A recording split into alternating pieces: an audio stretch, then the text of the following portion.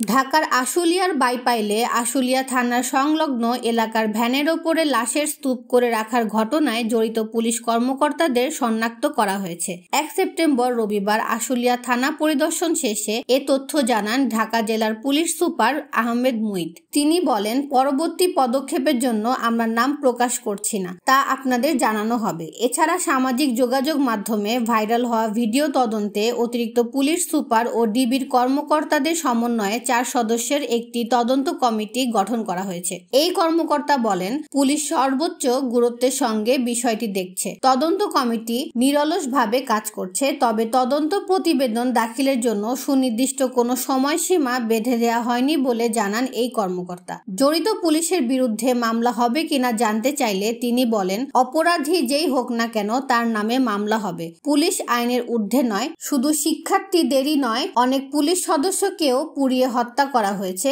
Police হত্যা মামলাও হবে। তিনি বলেন, মানবতা বিরোধী অপরাধ সর্বোচ্চ গুরুত্ব দিয়ে মোকাবিলায় প্রধান উপদেষ্টার সুনির্দিষ্ট নির্দেশনা রয়েছে। বৃহস্পতিবার রাতে সামাজিক যোগাযোগ মাধ্যমে ভাইরাল হওয়া 1 মিনিট 14 সেকেন্ডের একটি ভিডিওতে দেখা যায় 2 পুলিশ সদস্য একটি মৃতদেহের হাত পা ধরে আগে থেকেই লাশ ভর্তি একটি ভ্যানের ওপরে ছুঁড়ে মারছে। পরে এএফপির বাংলাদেশ অফিসের ফ্যাক্ট চেকার কদরুদ্দিন শিশির এটিকে আশুলিয়া থানার কাছে একটি জায়গায় চিহ্নিত করেন।